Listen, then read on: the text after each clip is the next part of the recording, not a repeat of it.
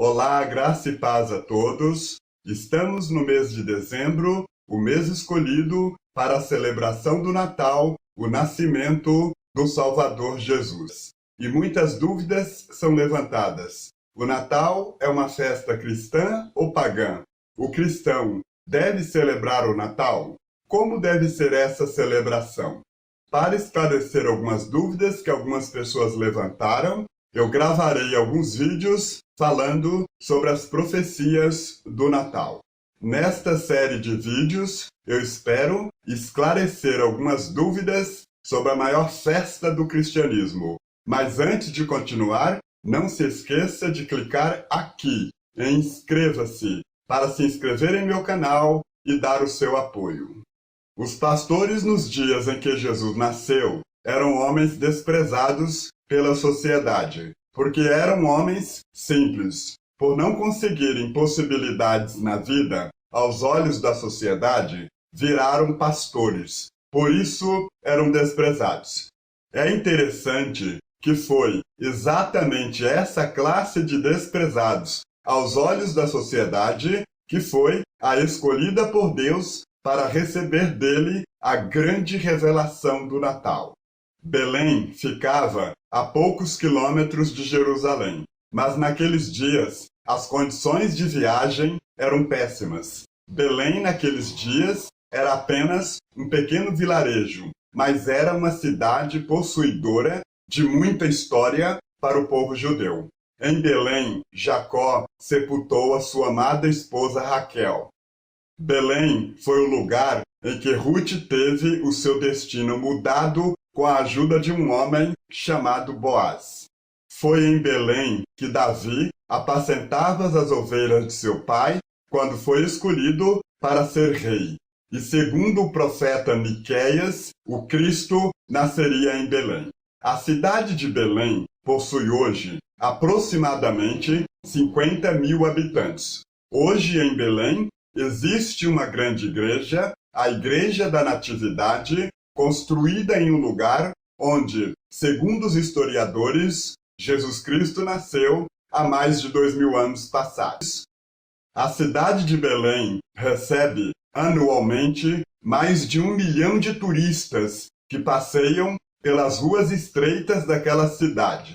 Mas hoje, por causa da grande onda de terrorismo naquela região do mundo, as tropas estão perfiladas com metralhadoras em punho a observar as multidões em busca de possíveis terroristas. O Natal é o maior evento de todos os tempos, ocorrido na cidade de Belém. Foi o primeiro Natal da história da humanidade. Natal significa nascimento. Nascimento de alguém muito especial, o Messias, o Salvador do mundo.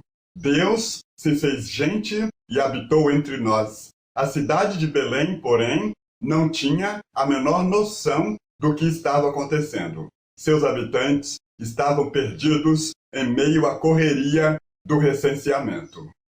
O imperador César Augusto determinou que todas as pessoas deveriam comparecer à sua cidade natal para a atualização dos seus dados cadastrais. Sendo assim, José e Maria, que não moravam em Belém, mas moravam em Nazaré, viajaram entre 5 a 7 dias para obedecer a esse decreto do imperador. Maria estava prestes a dar à luz. Depois de viajar 5 a 7 dias no lombo de um animal, quando chegaram em Belém, Maria começou a sentir dores de parto. Mas o povo estava perdido nesse recenseamento, sem revelação de Deus, perdido na alienação. Vivia em função da mediocridade passageira, todos correndo de um lado para o outro, preocupados com seus afazeres e obrigações, sem a menor noção da soberania de Deus. O povo era escravo de um rei opressor, e nada além disso. Desesperado, em pânico, José bate de porta em porta, em busca de um local onde Maria pudesse dar à luz. Mas as hospedarias estavam superlotadas e não havia lugar para o Salvador nascer. O único local que conseguiram foi numa estrebaria, junto com os animais. Meus queridos irmãos, será que nós não estamos vivendo dias semelhantes? Será que todos compreendem o significado e a importância desse grande evento?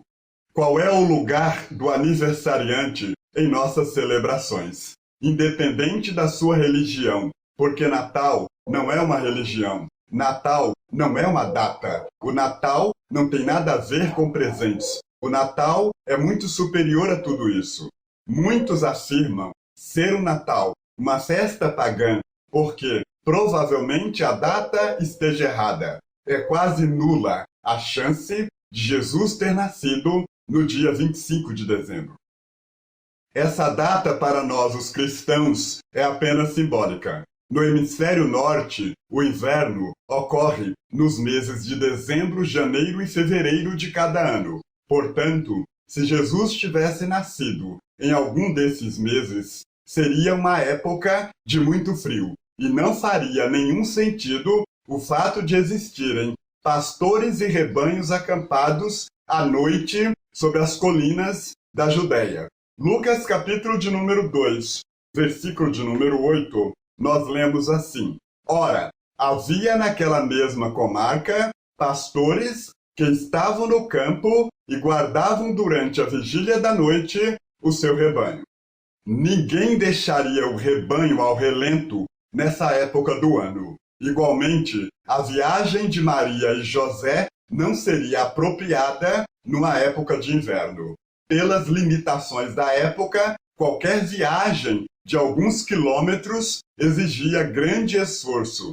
Também, nenhum governante determinaria um recenseamento nas proporções que temos na Bíblia Sagrada na época do inverno. Mas o Natal dos cristãos não é a data. Podemos tirar esse evento do mês de dezembro e colocá-lo em qualquer outro mês do ano e o significado continua sendo exatamente o mesmo. Natal é a celebração do nascimento de Jesus, independente da data. Cadê o aniversariante? Ele faz parte da sua festa? Ele é a pessoa mais importante da sua celebração? Será que a maioria não está apenas preocupada em ver luzes piscando, dar e receber presentes, ceia e roupas novas? Os habitantes de Belém, cidade escolhida por Deus em todo o mundo para receber a pessoa mais excelente do universo, não tinha a menor noção do que estava acontecendo. Entretanto, Deus decide, de primeira mão, revelar este grandioso acontecimento, o nascimento do Messias, o Salvador, que é Cristo Senhor, a simples pastores no campo. Deus não fez esta revelação aos poderosos da religião, nem a ricos empresários e agricultores, nem a intelectuais. Ele se revelou a simples pastores no campo, homens solitários, homens simples, homens desprezados pela religião. O anjo do Senhor, acompanhado de uma multidão da milícia celestial, traz a esses pastores a grande revelação do Natal. E o anjo lhes disse: Não temais, porque eis aqui vos trago novas de grande alegria, que será para todo o povo. Pois na cidade de Davi vos nasceu hoje o Salvador, que é Cristo o Senhor. Lucas, capítulo de número 2, versículos 10 e 11. O único e verdadeiro Deus cumpre literalmente cada vírgula do que ele fala. Quando Jesus nasceu, existiam mais de 300 profecias que falavam do seu nascimento. O cristianismo é único pelas suas profecias. Nenhuma religião do mundo possui as profecias que o cristianismo possui. Através das profecias do Antigo Testamento, aprendemos sobre a fidelidade de Deus. Nenhum nascimento foi profetizado e sua profecia precisamente cumprida, como as profecias envolvendo o nascimento do Messias. A partir de agora, até os próximos vídeos, eu quero compartilhar com vocês algumas profecias sobre o nascimento de Jesus e o seu cumprimento. A primeira, o Messias seria descendente de Abraão. Abençoarei aos que te abençoarem, e amaldiçoarei aquele que te amaldiçoar. E em ti serão benditas todas as famílias da terra. Gênesis, capítulo de número 12, versículo de número 3. O cumprimento dessa profecia está em Mateus, capítulo de número 1, versículo de número 1. Livro da genealogia de Jesus Cristo, filho de Davi, filho de Abraão. Segunda profecia, o Messias seria da tribo de Judá.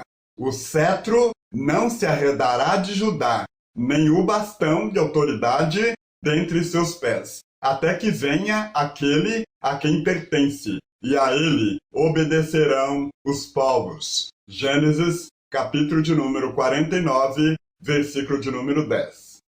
O cumprimento dessa profecia, livro da genealogia de Jesus Cristo, filho de Davi, filho de Abraão. A Abraão nasceu Isaque, a Isaque nasceu Jacó, a Jacó nasceram Judá e seus irmãos. Mateus, capítulo de número 1, versículos 1 e 2. E nos versículos 15 e 16, nós lemos assim: a Eliúde nasceu Eleazar, a Eleazar nasceu Matã, a Matã nasceu Jacó, e a Jacó nasceu José, marido de Maria, da qual nasceu Jesus, que se chama Cristo. A terceira profecia, o Messias seria herdeiro do trono de Davi. Eis que vem dias, diz o Senhor, em que levantarei a Davi um renovo justo, e sendo rei, reinará e agirá sabiamente, e praticará o juízo e a justiça na terra. Jeremias, capítulo de número 23, versículo de número 5. O cumprimento dessa profecia, livro da geração de Jesus Cristo, filho de Davi, filho de Abraão. Mateus, capítulo de número 1, versículo de número 1. A quarta profecia, um mensageiro anunciaria a vinda do Messias. Eis a voz do que clama: preparai no deserto o caminho do Senhor, endireitai no ermo uma estrada para o nosso Deus. Isaías, capítulo de número 40, versículo de número 3. O cumprimento, Mateus, capítulo de número 3, versículos 1 ao 3, nós lemos assim: aqueles dias apareceu João, o Batista, pregando no deserto da Judéia, dizendo: arrependei-vos, porque é chegado o reino dos céus. Porque este é anunciado pelo profeta Isaías, que diz: voz do que clama no deserto, preparai o caminho do Senhor, endireitai as suas veredas. Em quinto lugar, foi profetizado o local exato do seu nascimento. Mas tu, Belém Efrata, posto que pequena para estar entre as milhares de Judá, de ti é que me sairá aquele que há de reinar em Israel, e cujas saídas são desde os tempos antigos, desde os dias da eternidade. Miqueias, capítulo de número 5, versículo de número 2. E o cumprimento está em Mateus, capítulo de número 2, versículo de número 1. Tendo, pois, nascido Jesus em Belém da Judéia, no tempo do rei Herodes. O cristianismo é único, é singular pelas suas profecias. Não existe outra religião que possui uma riqueza de profecias tão grande. Por hoje eu fico por aqui. Muito obrigado pela sua atenção e companhia neste vídeo. Até o próximo vídeo. Um abraço.